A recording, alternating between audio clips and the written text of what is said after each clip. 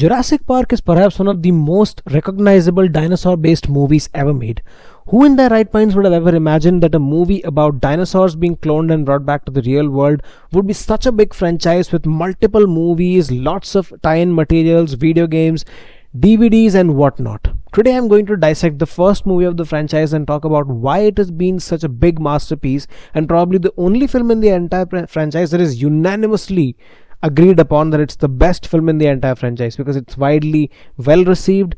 There are not many people who call this movie a bad film, unlike the other movies which are very subjective, if you ask me. So stay tuned as we discover something as life finds itself a new way. Hey there everybody, how's it going? This is John and you're watching CineManiacs 24/7, the channel dedicated to movies, music, physical media, books, video games and pop culture. Jurassic Park, the first movie from 1993, perhaps one of the most iconic dinosaur movies ever made. The movie was basically inspired out of a novel written by Michael Crichton of the same name, which I do have, but of course not here with me right now, it's upstairs. So that movie got adapted from a book, came into the theaters in 1993 of June if I'm not mistaken, and decades later we're still discussing about it. It's perhaps the only movie in the entire franchise which has ironically been the best received movie, because after this particular film each movie has its own unique reputation and something that not every fan in the franchise would actually want to like. Some people would call the other movies a mess, some would think that the other movies are bloated. We'll eventually get to those in the next couple of videos that I make this month, but yeah, let's find ourselves a great adventure for today because we'll talk about this movie and have fun. The whole premise of Jurassic Park is fairly simple. There's an eccentric billionaire who has an idea of genetically cloned dinosaurs to be shown in a park to be open for visitors very soon, but unfortunately accidents have been taking place behind the scenes, so a couple of experts are supposed to give their opinions on whether or not this park is safe for human beings. Unfortunately, during one of these inspections, somebody does something stupid. All the dinosaurs are out of their enclosures, people are dying, and now the survivors of this particular expedition are somehow supposed to make it outside the island before they also fall prey to the dinosaurs. Fairly simple premise, very techno-futuristic kind of film that doesn't exactly exist in today's landscape. Who in their right minds would have thought that cloning dinosaurs and somehow bringing in scientists to actually decode this from a philosophical standpoint would also be very interesting. We'll get to the philosophical point in a bit from here, but that's the whole premise. Characters dying, dinosaurs getting out of their enclosures, big sequences, the thrill and the suspense factors still being around, the raptors being one of the biggest villains in the entire film, Steven Spielberg being a masterclass director because he had a long time fascination with dinosaurs. That's the reason why this film reflects a lot of that sense that he had. So this is what Jurassic Park basically looks like in terms of the premise. We shall now be discussing something along the lines of the characters and how exactly the actors played them on screen. Talking of the characters, we'll first start off with Richard Attenborough, who plays John Hammond, the eccentric billionaire who has a lot of stuff going for himself. He has a history of making theme parks somewhere in Africa, and now he wants to do something with dinosaurs, so he's put a lot of research, a lot of money into this particular project he's calling his passion project. There's a lot of things happening behind the scenes that eventual movies in the franchise will tell you about, which feels more like a retcon retrospectively, but yeah, it is what it is. So John Hammond's character is mostly a very jolly old man who manages to somehow be the most charged person in the entire room, thinking that he's figured something really cool. Alan Grant, on the other hand, is a little cynical. He likes dinosaurs a lot, but he struggles with kids and relationships. Not exactly the most brightest character, but yeah, you see his evolution in the films. Ian Malcolm is the most eccentric chap in the entire film, played by Jeff Goldblum, who was also a part of the film Invasion of the Body Snatchers in 1978. This man is literally the standing definition of chaos. The only person who sits in a room and already starts saying that things are going to collapse. He's that sort of a person. He ends up being the person who says that Jurassic Park will eventually go wrong, and of course, to his suspicion, things do go wrong. The other characters in the movie like Robert Muldoon, Arnold, that is Samuel L. Jackson, who was the computer programmer. There is Dennis Nedry, that is Wayne Knight, who basically was the main systems programmer and stuff like that. All these characters have a unique flair to themselves. Robert Muldoon is not exactly explored well in this particular movie, because somehow or the other his character in the novel was far more intense and far more wittier than what they showed him in the movie, because the movie was only 20 to 30% of the entire novel, if you ask me. We'll talk about that some other day when we discuss the novel in detail. But that's how it is. All the characters have their own unique flair and their own unique sense of characterization that they bring to the system. There's also the kids, Tim and Lex, who are definitely the well played characters in the film, if you ask me, because it was a movie targeted for the kids and by a person who remembers dinosaurs as a kid, so the irony is very visible. The kids play their role very well. They've swapped some of the things in the movie, but that still plays really well. If you ask me, Vivian Richards, or Adriana Richards, if I'm not mistaken, Adriana Richards, that is Lex, she's the one who basically managed to bring the systems back online. In the novel, it was just the reverse. So they just changed the ages, made them a little apart, but still worked out very well. So in retrospect, all the characters are genuinely the best written characters in the entire franchise, if you ask me, because they still have a little bit of lore around them and they still have that sort of gravitas that other characters in the later franchise did not have for some reason. But yeah, that's my point on the characters. Well written, flawed, very human, competent, greedy, selfish, and everything that is genuinely human. Oh yeah, my most favorite angle in the entire film, the philosophical angle. Think about this. This movie essentially tells you why you should not be cloning 65 million year old dinosaurs just because you think you have the technology to. Because remember that particular scene in the lunch where all these characters are talking about how dinosaurs are not supposed to be in this century, things are not going to look well because dinosaurs and man are two species separated by 65 million years of evolution, and how do you expect that things will work out exactly as you expected?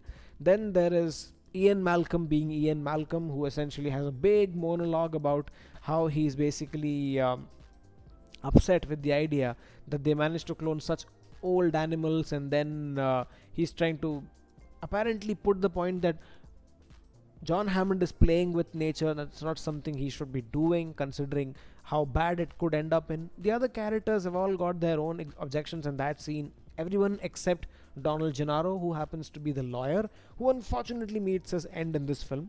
Very unfortunate one at that. But that's how the movie's characters are, and that philosophical angle is. You have the technology to bring back some of the most magnificent animals on the planet, but the question becomes, how many can you actually clone? Not that. Should you ever clone them? Should these animals that were existing centuries back in a time that is not known to man, should they ever be brought back? And if they're brought back, are we really going to make sure that humans and dinosaurs can coexist together? Not exactly. The World movies, that is the next trilogy in the series that came sometime after 2015, had its own take on this particular topic. And we'll discuss that in the World video that I'll be making towards the end of this month. But when we talk of the philosophical angle, the angle is fairly strong. How do you expect 65 million year old animals to be adjusting to human beings who have now populated most of the world that the dinosaurs don't even know about?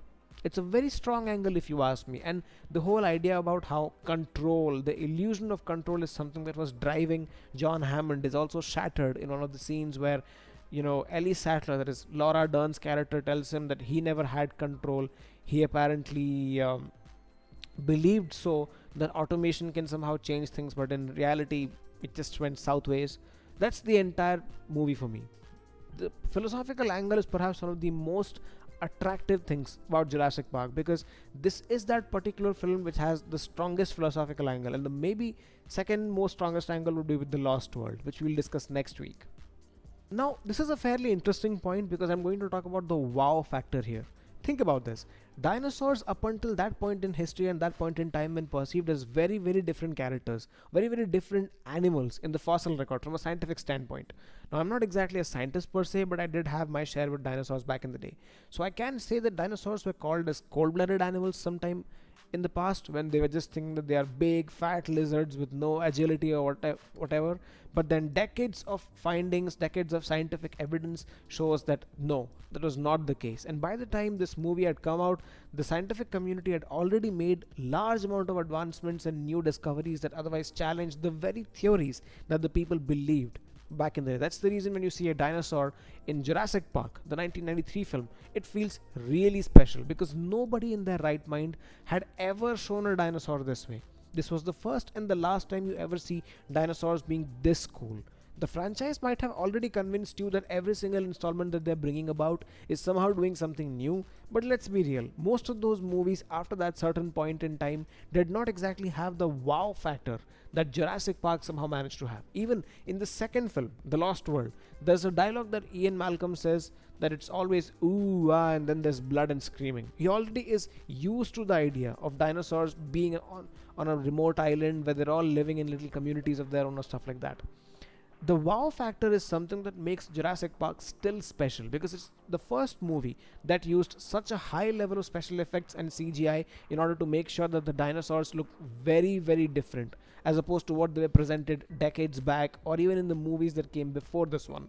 So, from a dinosaur presentation standpoint, the movie is a genuine masterpiece. No other movie in the entire franchise could ever make dinosaurs look so beautiful and so majestic that this film did, and that's why it's so unique.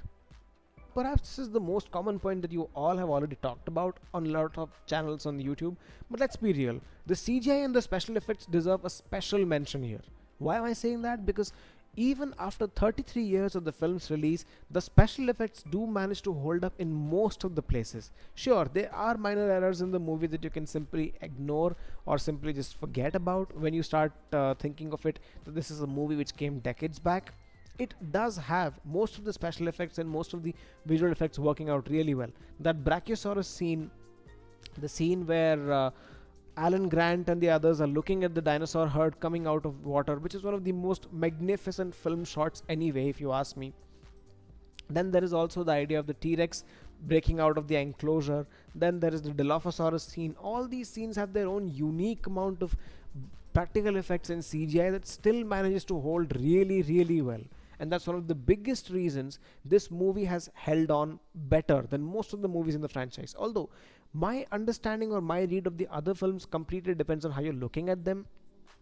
The Lost World is unreasonably hated for because somehow it never matched the heights of the first movie, but then again the subject that the movie was dabbling with was very, very different. That's the reason we can say that that's a different movie to deal with. Jurassic Park 3 on the other hand is a very detached movie in the sense that the movie does not have much to do with the previous two movies, and it's a thing of its own in a way, except it just has a character from the first film. And then there's the Jurassic World films, which have their own unique set of problems that I'll discuss in the next videos in the following month itself. But that's the idea. The special effects and CGI still hold up well after all these years of the film's initial release. And the funny fact, they will continue to do so. It depends on what quality or what clarity of the movie you're watching, because if you're watching it on a streaming website, do expect that some of the CGI will look very unnatural. And if you're watching it on a VHS or a DVD or perhaps an older Blu-ray, very high chance you'll still like what the special effects looked like back in the day. So that is the point for special effects. This was genuinely one of the biggest marvels in American special effects that I could have ever seen. Then there's also Star Wars, there's also The Matrix, which was revolutionary in its own regard if you ask me.